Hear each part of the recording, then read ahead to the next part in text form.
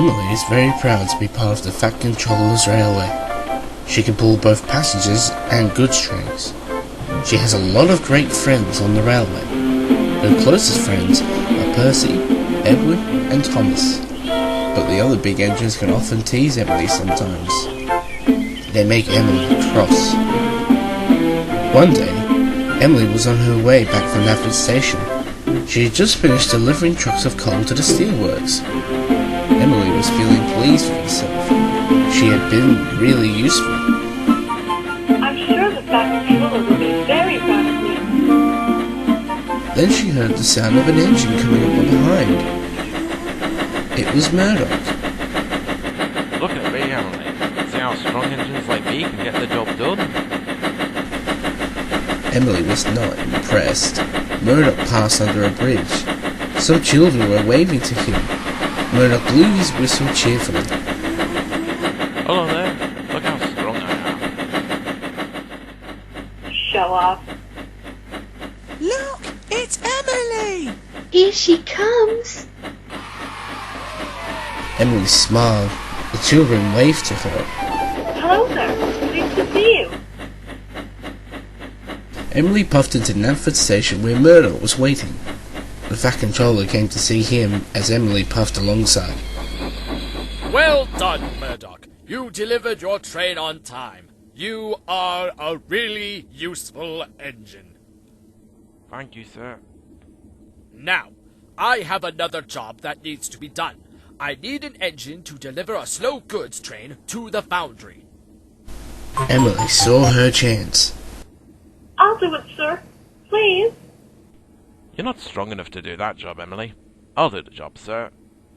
Thank you, Murdoch. Go and take on water, and then collect your train. I do have a job for you, Emily.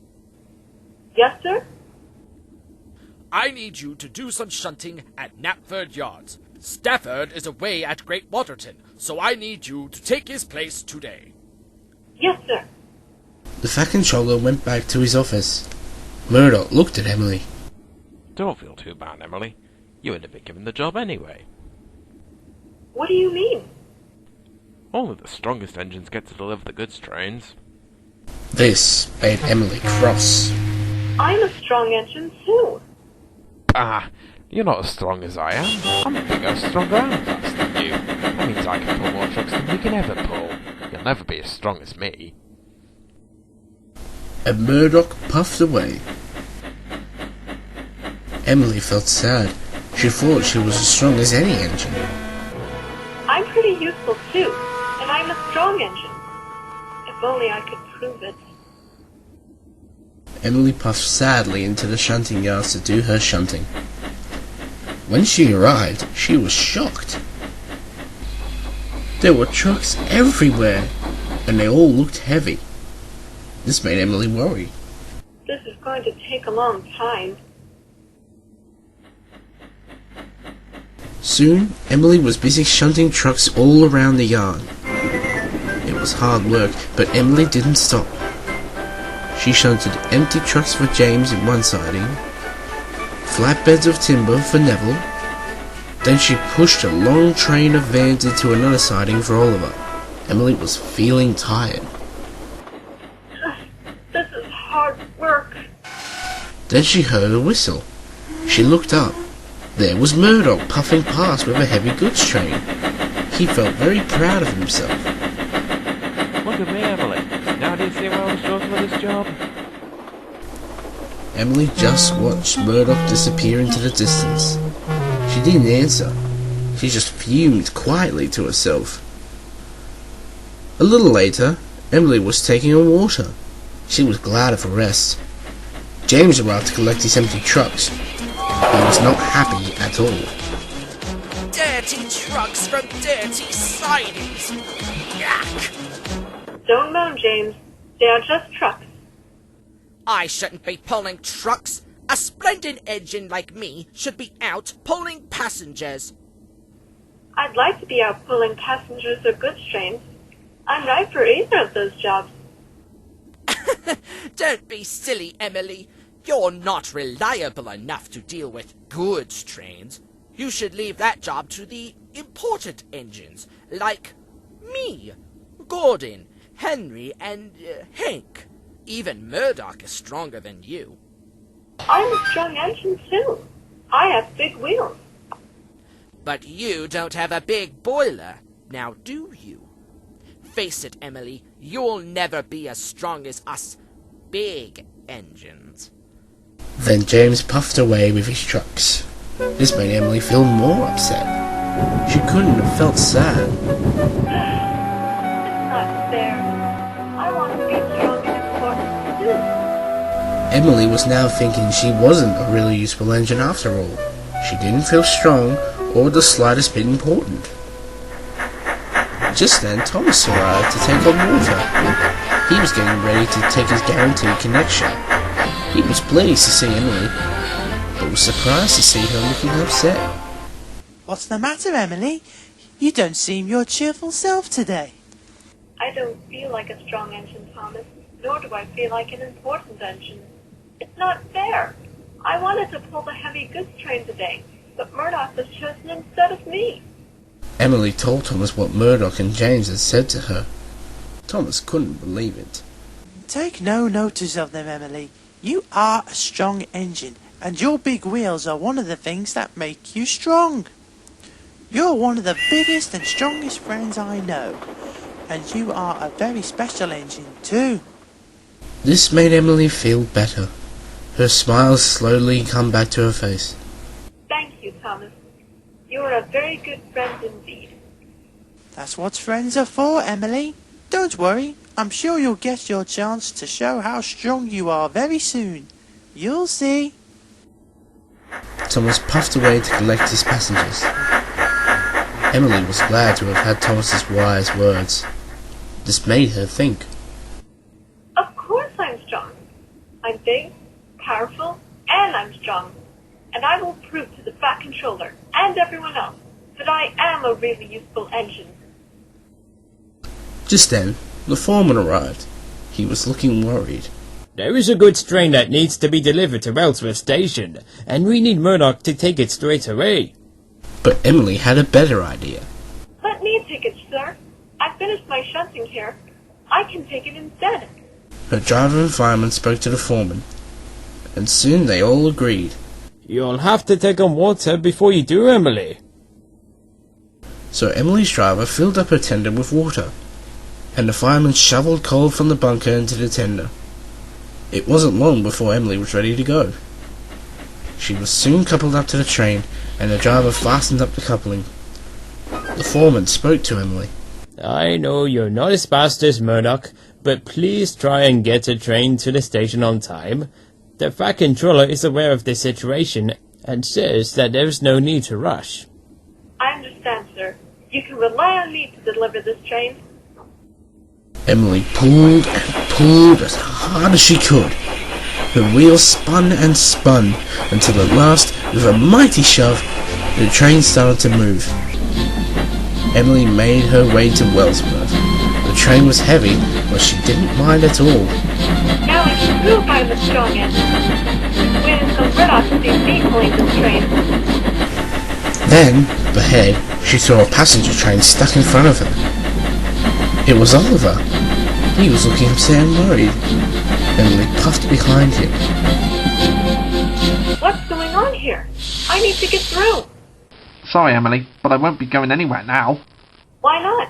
What's wrong? I've run out of water, and now my passengers are going to be late. Emily now started to run. Oliver was in her way, and this meant she couldn't get past him. The passengers were groaning and looking at their watches. They were sure that they were going to be late. Then Emily came up with a plan. Oliver, don't you worry. I'll push you to the next station. Oliver was surprised. Are you sure, Emily? You can't push me as well as pull your train. But I cannot leave you and your passengers stuck here, can I? I'd rather help you than abandon you. Are you sure you could do it, Emily? I can have a good try. Emily's driver spoke to Oliver's crew about Emily's idea. They agreed, and the guard was soon telling the passengers what was happening. Emily was coupled up to the back of Oliver's back coach, and soon everything was ready. Right then, Emily. Remember, go gently, please. I will, sir. Don't worry. The driver opened the regulator very carefully. Emily's wheels spun and spun. She gave all her might to move the train. Then, Oliver felt his wheels begin to move. Slowly, the cavalcade moved forward. Emily was pushing and pulling as hard as she could. It was hard work pushing Oliver's train and pulling her goods train. Her face went red and her steam shot high into the air, but she wouldn't give up. I cannot let Oliver and his passengers down. They're counting on me. Some of the passengers in the coaches leaned out the window to cheer Emily on. They called to her not to give up. Even Oliver cheered Emily on. Go on, Emily. You can do it.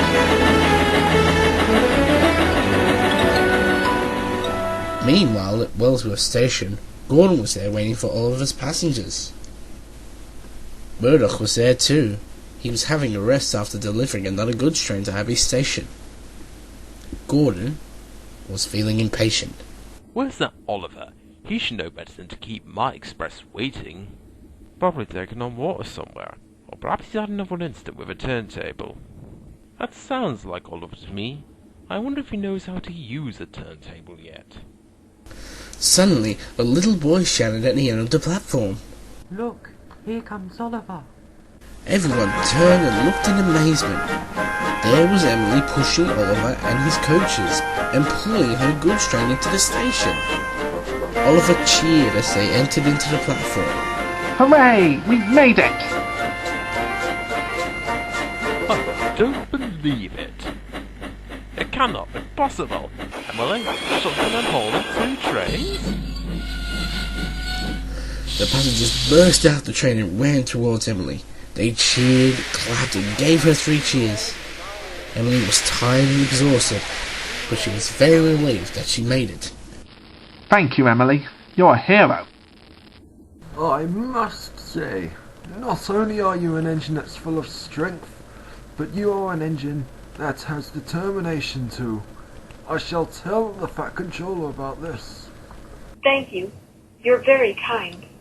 3 cheers for Emily. Everyone gave 3 cheers and Oliver joined in too. Emily felt very proud of herself. Her cheeks made a beautiful shade of red. The next day, the Fat Controller asked for Emily to Knapford Station. When she arrived, Murdoch was there. Hello, Murdoch. Why are you here? Have you got a new job? I wish. I have no idea what's going on. Maybe the Fat Controller has good news for me. I do, Emily. I heard all about your escapade yesterday. Not only did you deliver your train to the station, but you helped Oliver and me out of an awkward situation. You made all the passengers happy, and a nice man told me how impressed he was with you. So, I have decided to give you a special reward for coming to Oliver's rescue. What is it, sir? I have decided that you can look after Gordon's Express for the rest of this week. You deserve it after your brave determination. Oh, thank you, sir. I won't let you down. Then, Thomas arrived with Annie and Clarabel. Hello, Emily. Well done on rescuing Oliver yesterday. I'm proud of you. So are we! You, Emily, are not only a really useful engine, but an enterprising one as well. Oh, sir. The Fat Controller left for his office, as Percy arrived with the express coaches. Here you go, Emily. Are you ready to go? I sure am, Percy. I cannot wait to get going. I cannot believe you're doing the job of pulling the express.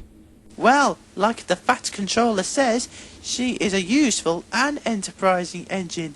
Isn't she, Percy? Is she? I didn't know the Fat Controller had any enterprising engines on his railway. Everyone laughed, but Murdoch just groaned. Oh, what a silly little engine. I'll tell you all about it later, Percy. Murdoch puffed away to collect his train. Emily waited happily for her passengers. She had not only shown just how strong she was, but she had shown how useful she can be when she used her strength for the right reasons.